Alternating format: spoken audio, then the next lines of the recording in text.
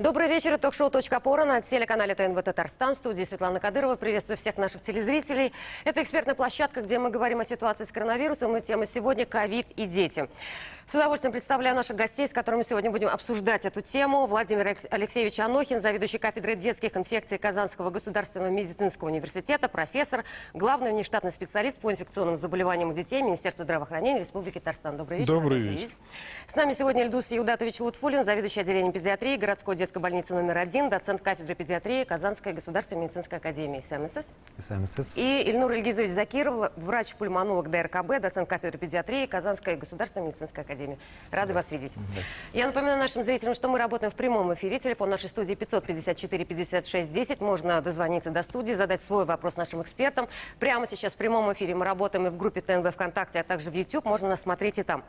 Итак, Pfizer и Moderna объявили о том, что в ближайшем будущем собираются вакцинировать детей в возрасте от 5 до 11 лет при помощи экстренного разрешения. Скажем так, заявка будет подана в сентябре или октябре. Сейчас там проводятся клинические испытания на детях от 6 месяцев до 11 лет. Центр Гамалей также проводит испытания «Спутник», как мы знаем, на подростках 12-17 лет. Дети получают не полную дозу вакцины, но все равно для большинства это звучит как испытание на детях, да? И вот сегодня попытаемся понять вот эту логику этого решения, насколько это необходимо. Это тема нашей программы. И вот давайте для начала развеем миф тот самый, что дети не болеют, когда мы говорили еще год назад, что заболевания среди детей – это редкость. Болеют, если болеют, то как болеют, и есть ли тяжелые случаи? Владимир. Действительно, дети болеют. Вообще сама эпидемия и пандемия, ту, которую мы наблюдаем, это такое большое природное явление, в которое вовлечены не только взрослые люди, но и дети. Действительно, у детей есть особенности развития этого заболевания. Они чаще или в большинстве своем протекают относительно не тяжело. Во всяком случае, тот острый период, который регистрируется, например, где-то на участке.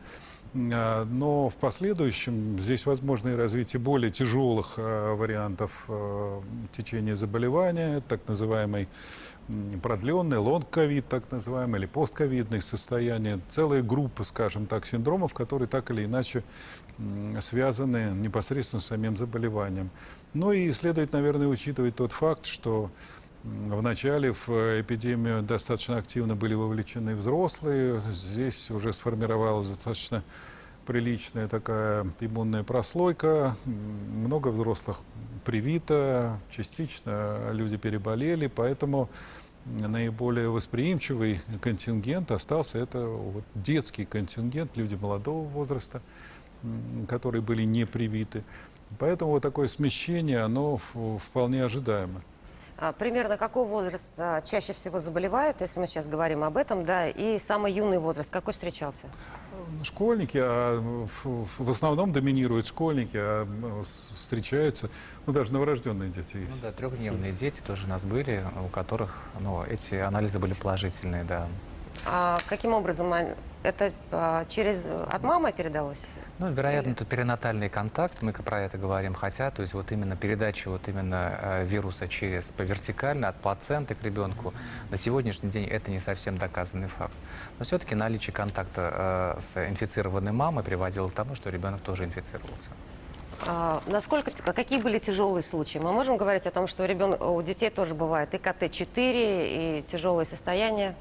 Да, безусловно, конечно же, у детей тоже может быть тяжелое течение, но имея какой-то багаж уже опыта наблюдения за такими детьми, мы можем говорить о том, что все-таки это, особенно если ведь тяжелый, когда мы говорим, мы всегда предполагаем это поражение легких, да ведь?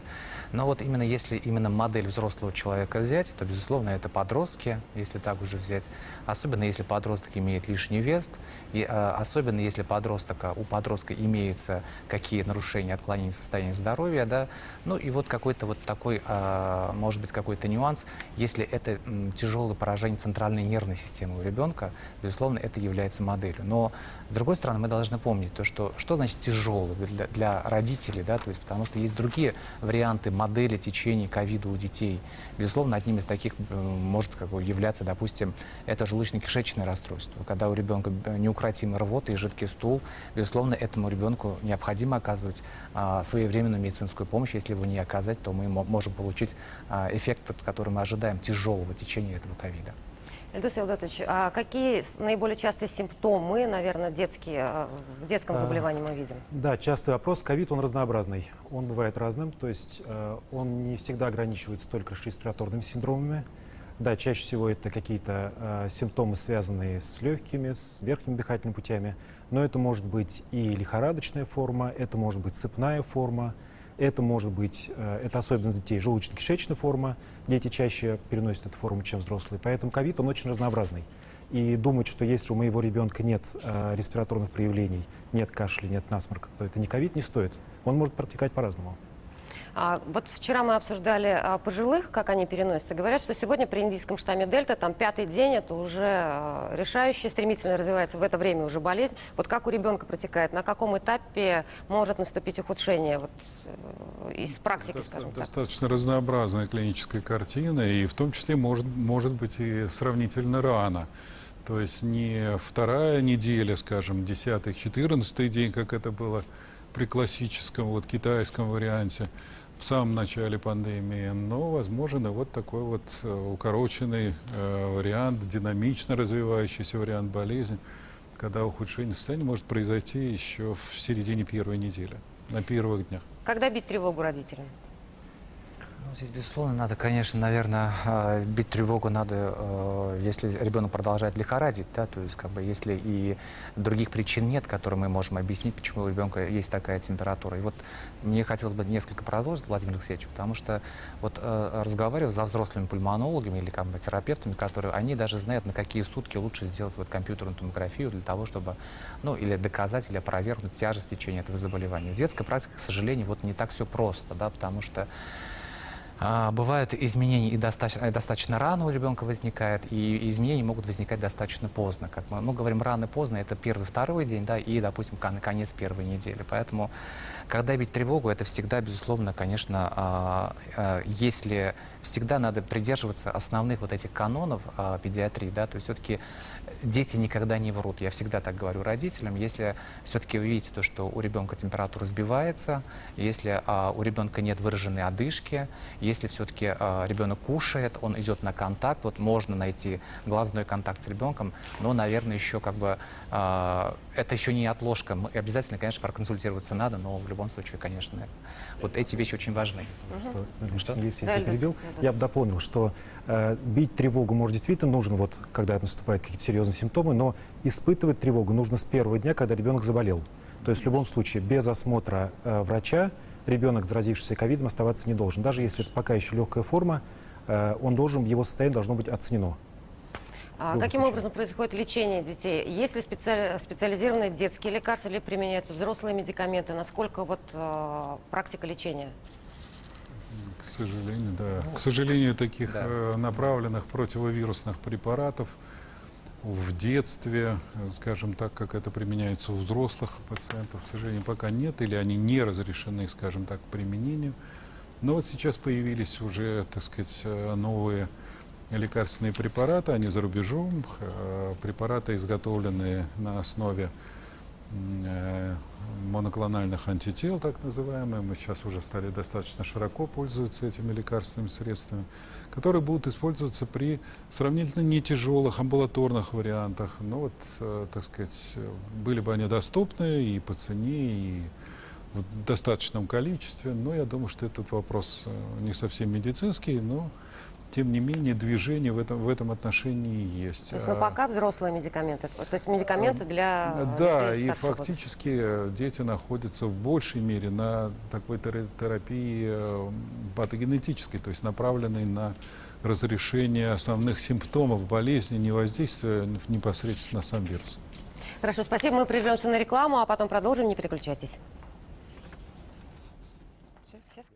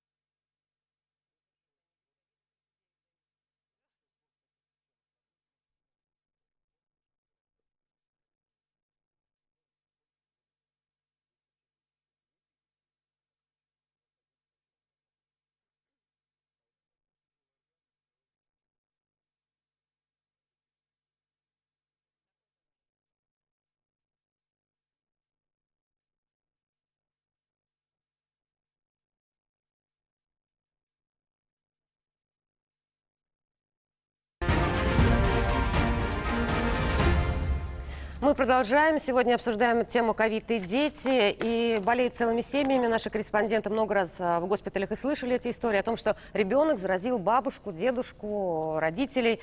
Давайте посмотрим, что мы сняли буквально на этой неделе.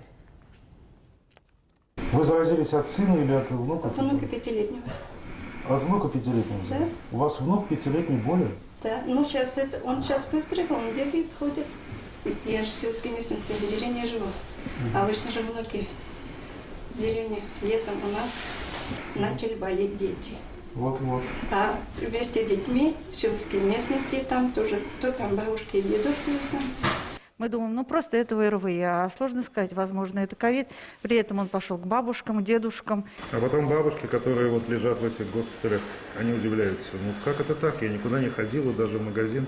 Ну внук к вам приходил. Да, внук приходил. Внук не болел, внук приходил, и, соответственно... Здоровый, веселый внук, Да. который ничего не чувствует, Да. но при этом, да. Может болеть. Вот мы понимаем, как бессимптомный внук 5-летний заразил, приехал в деревню к бабушке, заразил. То есть все-таки ребенок представляет опасность для семьи в этой Конечно, ситуации? безусловно, да. Это может быть вполне реальным источником инфекции для взрослых, особенно в том числе для людей пожилых, что достаточно Ну вот она, опасно. бабушка-то в больнице, да? Бабушка, Внук бегает в и деревне уже. по ней видно, что да, она дышит с трудом, и, в общем, очевидно, что у нее имеет место, так сказать, развитие какой-то среднетяжелой, по крайней мере, формы заболевания. Сейчас, чтобы понять, что нам делать дальше, да, Израиль начинает прививать детей от 12 лет в школах с 1 сентября с одобрения родителей. Вот как вы считаете, вообще подобное можно представить у нас? Ну, время покажет. Наверное, сложнее, например, чем в том же самом Израиле, но, тем не менее, наверное, вот тренд, как сейчас принято говорить, будет именно в этом направлении развиваться. И мы увидим вакцинацию не только подростков, но и детей младшей возрастной группы. Это, наверное, требует еще какого-то, может быть, каких-то законодательных дел, потому что все-таки мы говорим о том, что клинические исследования у детей начинаются после того, как эффективность и безопасность лекарственного препарата доказана на взрослых. И вот когда даже мы говорим о том, что в Российской Федерации уже началась вакцинация детей с 12-летнего возраста, да, в рамках клинического исследования, да, то есть мы должны говорить о том, что уже все-таки вакцина была уже испытана на взрослых, безусловно. Поэтому здесь я думаю, что время покажет, потому что здесь уже не только врачи решают, наверное, здесь как бы комплекс таких уже задач должно быть решено, прежде чем начать вакцинацию. То есть, удачи, вы как думаете? Я думаю, что, знаете, Владимир Алексеевич вот сказал, что очень правильную мысль о том, что пандемия и ковид – это природное явление, и оно движется туда, куда ему легче двигаться. То есть движется в сторону популяции, которая не иммунна. На сегодняшний день это молодые люди и дети. Ну и, соответственно, вклад молодых людей и детей в распространение вируса будет расти. Да, то есть здесь нужна законодательная какая-то подготовка, но еще один очень важный момент, что общество тоже к этому должно быть готово. Вот, то есть это должно быть движение в обе стороны, врачи должны прививать, а общество должно быть готово к тому, что детей тоже прививают, и хотеть этого, понимая, что это выход из пандемии. Многие страны, не только Израиль, Турция, очень похожая, близкая, понятная нам страна, тоже вполне прививает подростков, детей. Хорошо, спасибо. Звонок в студию мне подсказывает режиссер. Добрый вечер. Представьтесь, пожалуйста, задавайте свой вопрос. Алло, здравствуйте, это Роман беспокоит вас. Здравствуйте. У меня вопрос такой. Ребенок до 10 лет, если переболеет ковидом, а потом в 10-11 лет у детей вновь рождается иммуноглобулин Е, появляется новый. Как иммунная система будет работать после переболения ковидом до 10-11 лет? Такой очень... Коллеги, если вы поняли, да, пожалуйста. Я не совсем понял, да, тоже, к сожалению, да. Появляется какой-то дополнительный иммоглобулин после 10 лет, ближе к Иммуноглобулин, он не 11. обязательно появляется после 10 лет, он может появиться и раньше существенно, и в данном случае прямого отношения непосредственно к самому коронавирусу может не иметь. Но в то же время, как мы знаем, сейчас, в общем, сам по себе коронавирус ответственен за вот такой толчок, индукцию к развитию, в том числе и системных аллергических заболеваний, где присутствует иммуноглобулин Е, о котором уважаемый Роман спросил, да, и поэтому в данном случае такая ситуация потенциально возможна. То, что будет ли это как-то связано с вакцинацией этих детей, ну, я не знаю, наверняка это предмет дополнительного какого-то исследования, наблюдения и так далее. Да. Конечно, мы постоянно, вот сейчас, что называется, с колес движемся. Вопрос, Роман, наверное, можно переформулировать немножко. То есть он, видимо, имел в виду, какие отсроченные последствия для здоровья ребенка может иметь перенесенный там ковид, например. Да? Ну, это вопрос времени, то есть это нужно изучать, но мы видим отдельные случаи на примере своих пациентов, своих маленьких пациентов, что в некоторых случаях они, например, испытывают обострение своих хронических заболеваний. У нас есть конкретный пример, когда ребенок, болеющий ювенильным артритом, после перенесенного ковида, он находился до этого в многолетней ремиссии, он дал обострение, и он будет вынужден получать более высокие дозы, у него снизилось качество жизни и так далее. То есть в отношении детей не совсем правильно рассуждать в категориях смертность, выживаемость и так далее. Ценность детской жизни намного выше, потому что у ребенка вся жизнь впереди, и мы должны говорить не только о том, что дети выживают или не выживают, но о том, какой ущерб их здоровью приносит ковид. Возможно, мы об этом что-то узнаем в ближайшие годы. Хорошо, я сейчас предлагаю посмотреть на карту Германии. Вот количество случаев заражения, сейчас нам подскажут, чем темнее, там тем больше. Вот здесь земля Северный Рейн-Вестфалия, там уже 10 дней школьники учатся. Мы наблюдали вообще все эти дни, как эта область темнела, краснела, практически стала бордовой. Вот, ну что теперь? То есть мы понимаем, там учебный год начался, да? Ну что нам делать сейчас? Детей прививать пока нельзя. Надеть маски там на детей до 5 лет практически невозможно. Перейти на удаленку, мы понимаем, что это уже не выход, мы уже это проходили, и мы возвращаемся, в общем-то, к привычной жизни. Что делать, как защитить?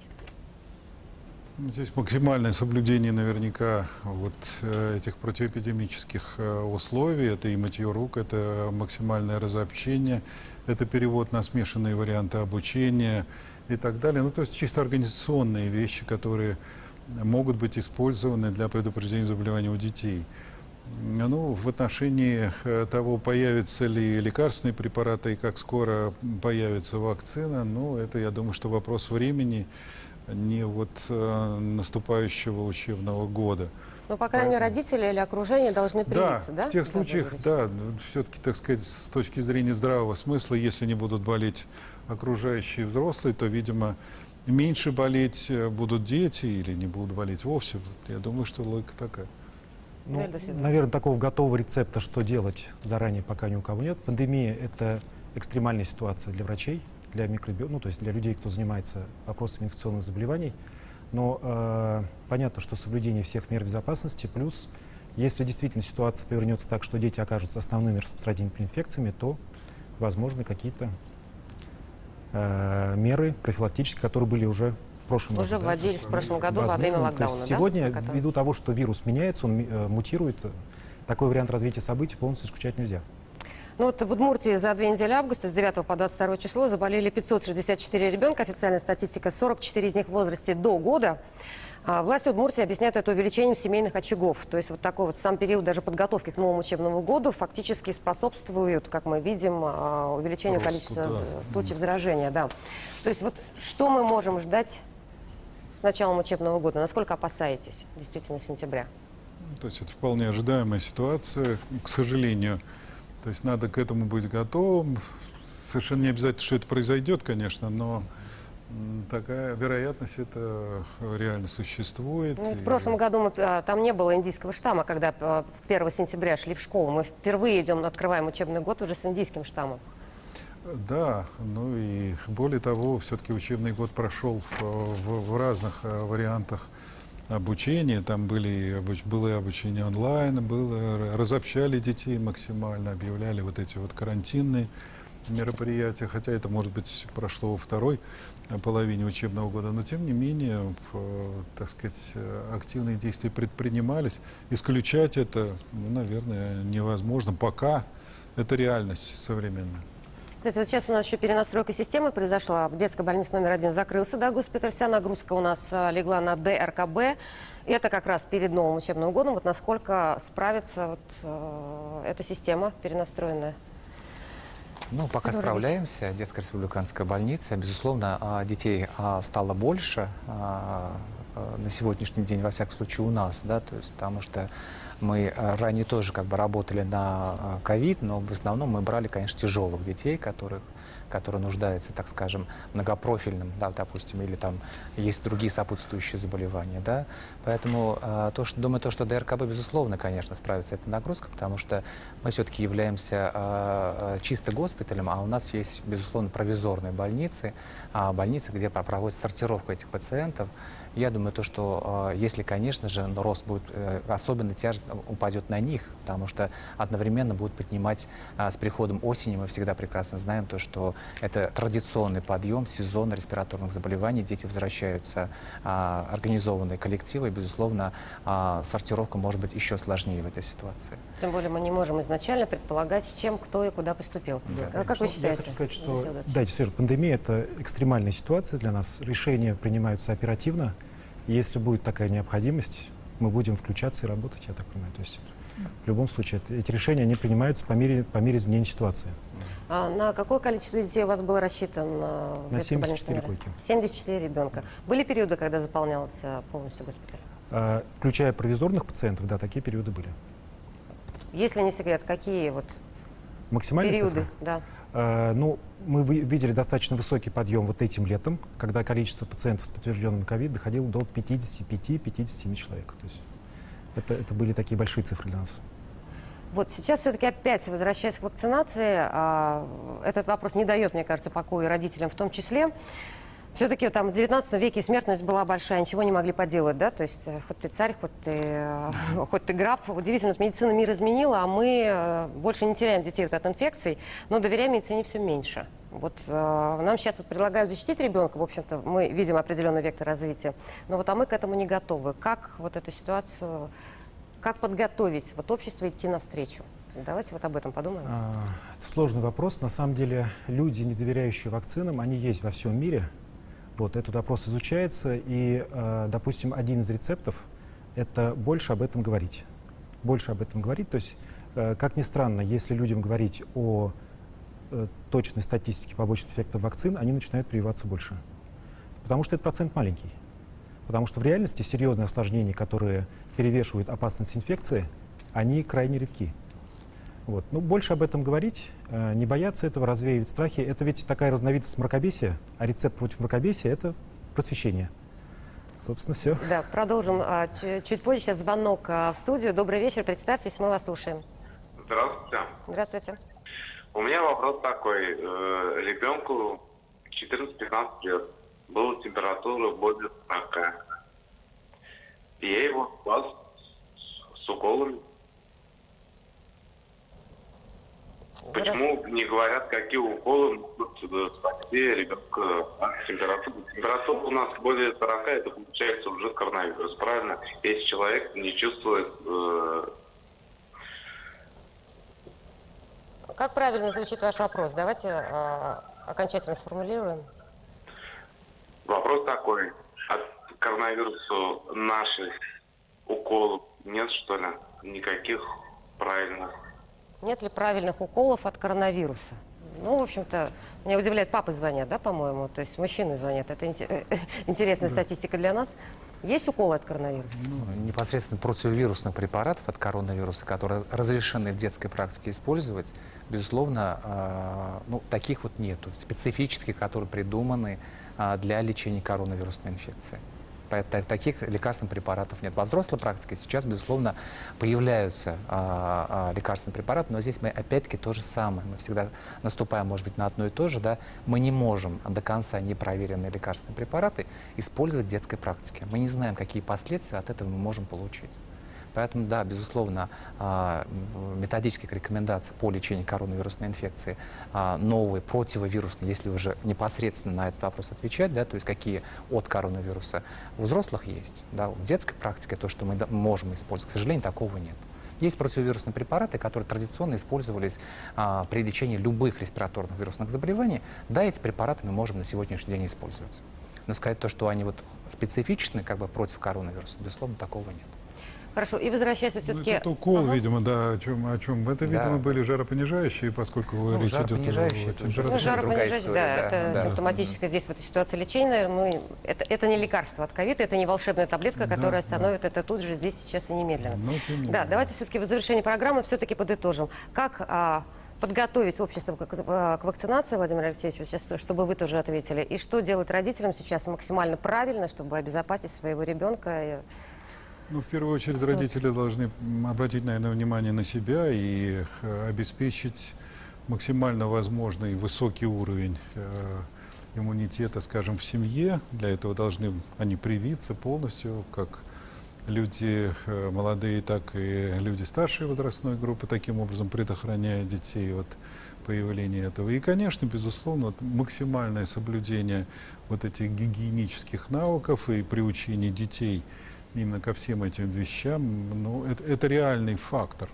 И хотя мы здесь, так сказать, уже перестали говорить о значимости рук, но тем не менее все-таки не следует забывать, что, так сказать, вот особенно в организованных коллективах детских, в дошкольных учреждениях, передача инфекции идет не только воздушным путем, но и через грязные руки. Мы помним, как дети познают мир и в рот, и в нос, и себе, и товарищу, и так далее. Все это идет. Отсюда и распространение этой инфекции. Хотя вирус может быть не столь, скажем, устойчив во внешней среде, но тем не менее вот такой тесный контакт, он способствует распространению инфекции. Вот если мы будем это соблюдать, то таким образом мы все-таки как-то должны ограничим. обеспечить, наверное, вакцинацию, в том числе сотрудников дошкольных образовательных учреждений, Да, образовательных я учреждений. думаю, что это уже к сегодняшнему дню это сделано, а вот применительно, скажем, к семьям, где это чаще и дольше находится ребенок, есть смысл. И подытожьте Безусловно, тоже. вот я хочу еще раз подчеркнуть важность вакцинации, потому что здесь, да, это самый эффективный способ. Другого способа, безусловно, на сегодняшний день нет, да, как говорится. И здесь вот понятно то, что вопрос о вакцинации детей сейчас не решен. Но как раз надо думать сейчас уже вот как-то, если мы говорим, дети до года, вы сказали в одной из республик, да, значит, вопросы решать надо вакцинации беременных и кормящих женщин на сегодняшний день. То есть кокон вакцинации. Вот это необходимо, то есть расширять и убирать противопоказания, потому что многие, опять-таки, сейчас я вижу то, что кинулись в отводы, да, поэтому... Все-таки вакцинация. Я благодарю наших экспертов, телезрителей за звонки. Это было ток-шоу «Точка опоры» на телеканале ТНВ Татарстан. Увидимся с вами во вторник в 20:00 и будем говорить о начале нового учебного года. Всего доброго, до свидания.